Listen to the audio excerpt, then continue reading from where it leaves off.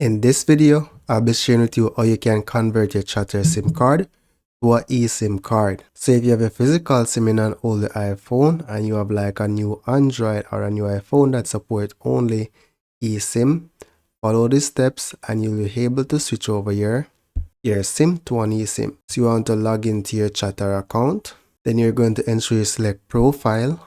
Then scroll down to where you see change SIM card, and then you're going to take out your SIM card and look at your SIM. At the top, you'll see your SIM card number. So you're going to complete the rest of numbers. Then here you're going to select eSIM, get it free and activate it instantly. So you're going to scroll down and then select continue.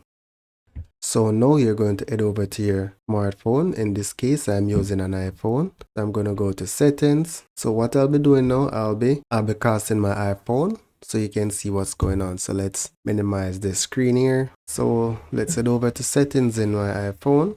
So once you're in settings, you're going to select more for your iPhone, then select install a cellular plan. So here it says contact carrier to set up eSIM, right? So that's what we're doing in this video. Right, so select other options and you're going to select use QR code. Now you're going to be scanning the QR code that is on your screen, right?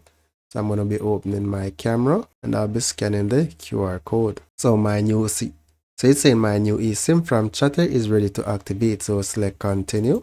So while that is in progress, I'm going to accept that my device is connected to internet.